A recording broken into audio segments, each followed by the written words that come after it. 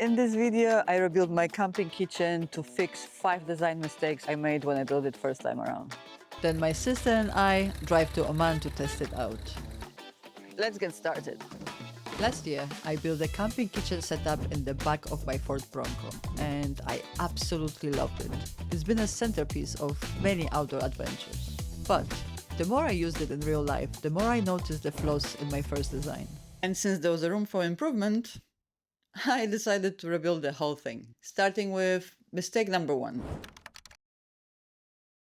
In the first version, I used 12mm MDF for both frame and the drawers to keep the overall weight of the build low, but that made the frame too flimsy for my liking. So this time around, I decided to use 18mm material, but I still wanted to keep the weight low, so I had to come up with some kind of solution for that.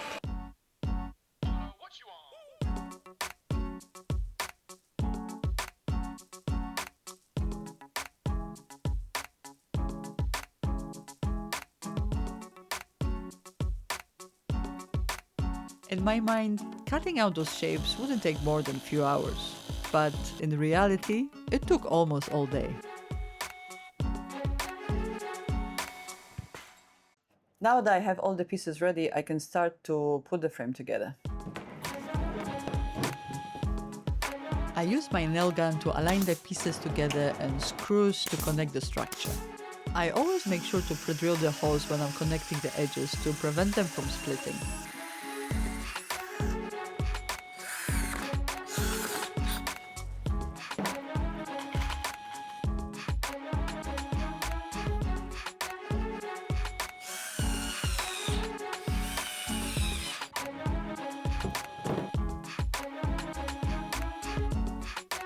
Once everything was connected, I finished the frame by adding hardwood stripes to the front edges, since that was the area that experienced the most wear and tear in my previous design. I gave the whole thing a quick coat of paint and was ready to move on to work on mistake number 2. Or maybe I would better call it an improvement, since there was nothing horribly wrong with it. But once I started using the setup, I noticed it wasn't as efficient as I would imagined. First of all, one burner wasn't enough. I needed at least 2. Also, the way I installed the chopping board wasted a lot of space that could have been used more effectively. And it wasn't as steady as I would have liked when chopping the ingredients. One more thing that kept bugging me was that the burner was too close to the car. I don't know how to explain it other than it gave me a feeling of restricted movement and a bit of claustrophobia. So to combat that feeling, I designed an improved version that would move the burner away from the car by adding 2 more drawers. You will see why 2 in a while, but I can tell you now, the calculations I had to do for this to work broke my brain a little bit. To further reduce the overall weight of the kitchen, I used 6mm MDF for the inner walls of the drawers, which meant I needed to cut slots along the frame for them to slide into. My blade is 3mm wide, so I did 2 passes and got the perfect fit. Or at least, that's what I thought. I just realized the first mistake I made. This notch is around here. I knew this was going to drive me crazy every time I saw it, so I went ahead and quickly fixed the visible part. Before I could start putting all the pieces together, I had to drill the pocket holes on one side of all the parts. I would later use them to attach the drawer fronts.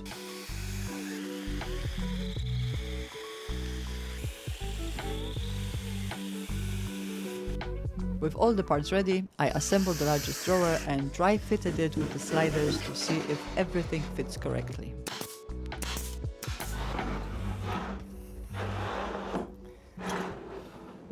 This drawer with all its parts had so little room for error that even though I did the calculation in Fusion 360, I kept manually checking that everything was correct before cutting the parts for every next drawer.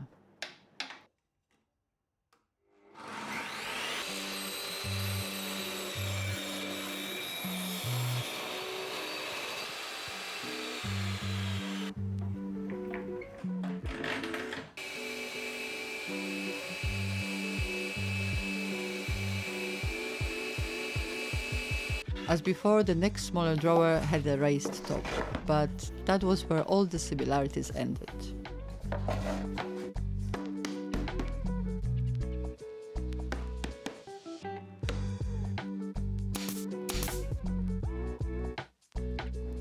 I know this shelf looks a little bit funny at the moment, but there is a reason for it. You have to trust me on that.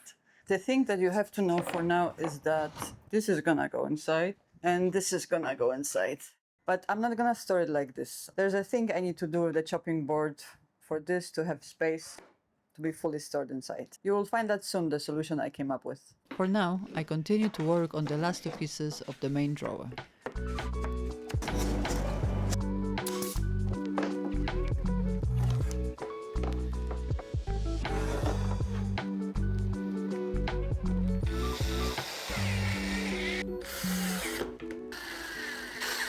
Right.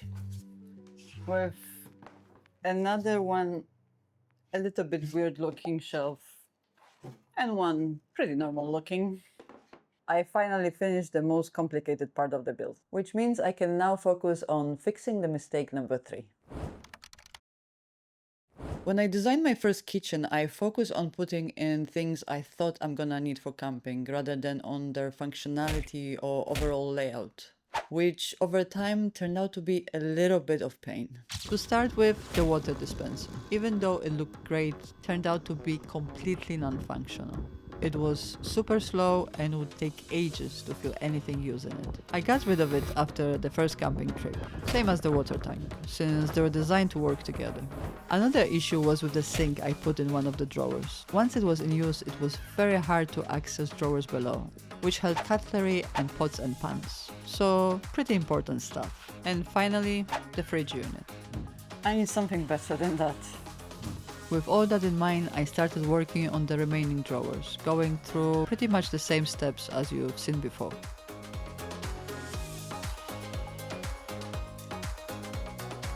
They were all pretty standard looking, maybe apart from this one. It will make sense in the end, I promise. Anyway, with all the parts ready, it was time for sanding and painting.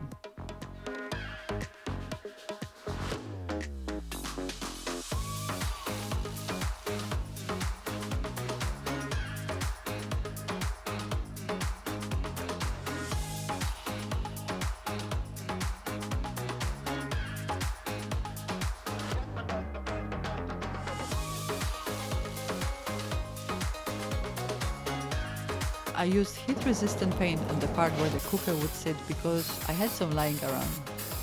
Overkill? Probably. But also, why not? The next day, with all the parts dried and ready, it was an assembly time. For the largest drawer, I used heavy-duty locking sliders capable of carrying up to 150 kilograms to ensure everything stays firmly in place when all the drawers within the drawers are fully extended. These things aren't cheap, and getting just one pair set me back by $100. So for the other drawers that won't have that much load on them, I use still good quality, but much cheaper regular sliders. I used a piece of scrap wood to mark the space I needed for the drawer fronts, since I designed them to be flush with the frame, and then pushed the slider back by the same amount.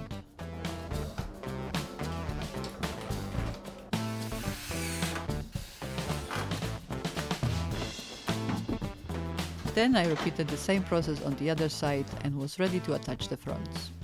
I used playing cards to get the correct spacing all around and a nail gun to lock the front in position. Then I strengthened the connection with the screws using the pocket holes I had pre-drilled earlier. With the main structure done, I painted the fronts and the frame again, building up to 3 coats of paint throughout the day, while also working on addressing the mistake number 4. Looking inside the drawers from the previous build, it became quite apparent that I have not fully utilized the space I was working with. So this time I made sure to use every available centimeter, but that required a little bit of planning.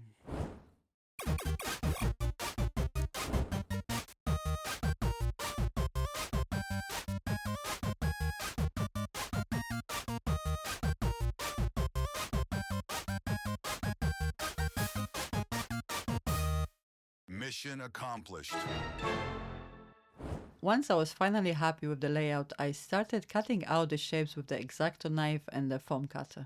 I used a 5 cm thick insert foam, which was much easier to work with than the EVA foam I used in the first build, but still more time consuming than expected, which was a bit of a problem since I was now working on a deadline. You see, when I started working on this kitchen, my plan was to finish it before my sister comes to visit, because we wanted to go camping in Oman. But somehow, with all the filming and live stuff, it took longer than expected.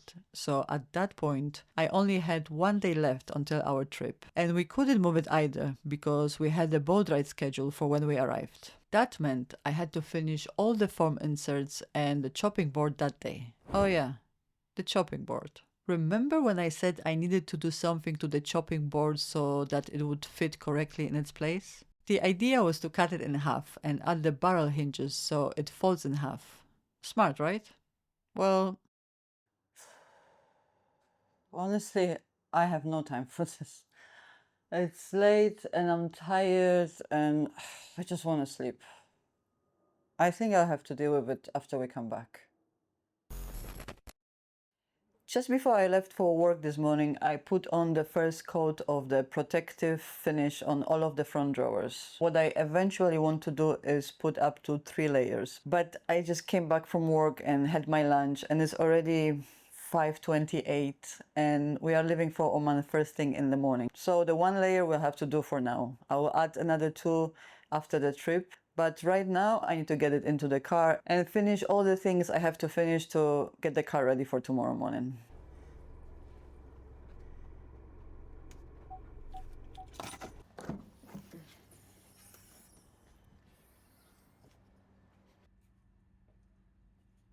Cutting out those shapes worked really well at reducing the weight of the frame.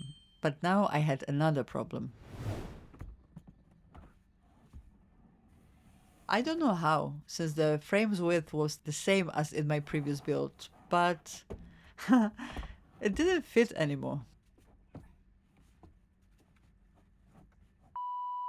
Thankfully, my brain worked a little bit better than usual that day, so I managed to sort it out without any major breakdown.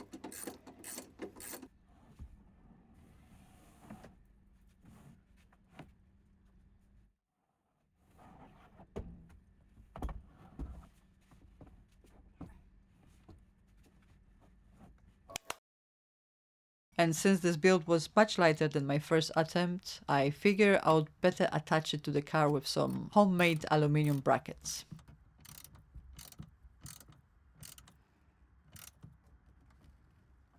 With that out of the way, I could put in the drawers and take care of my final mistake. Not the handles themselves, but more of how I attach them.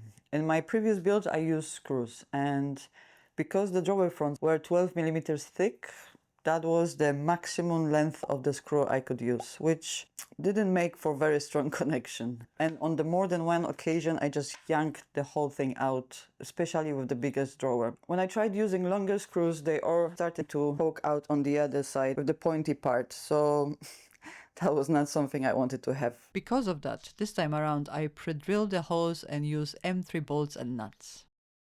Yes, I know, it still protruded to the other side, but there was no pointy ends in the side, so I think I'm alright with that. With the handles done, it was time to load all the gear inside. Remember that weird looking drawer from before? The slot behind it is for the water bottles. And this part? That's a perfect fit for the new fridge I got. And that extra drawer in the main setup? That's a cutler's house.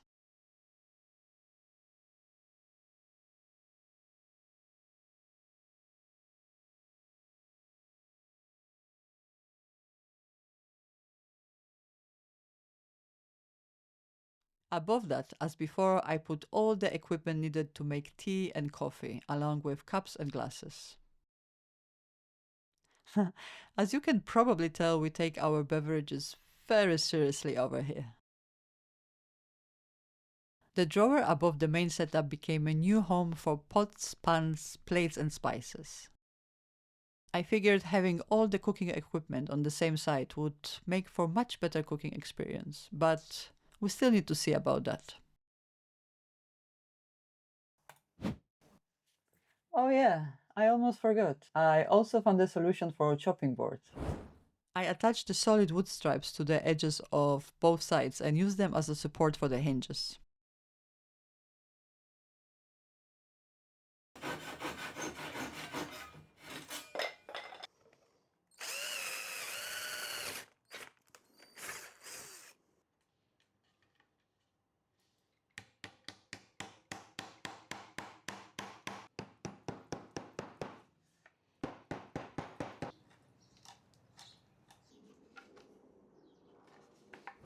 Now back to the drawers.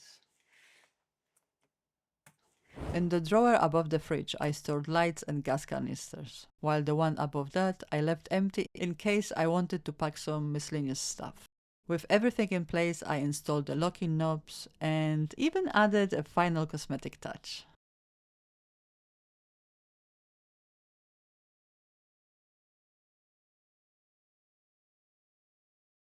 The next day we drove to Oman and spent an absolutely amazing day discovering it by land and sea.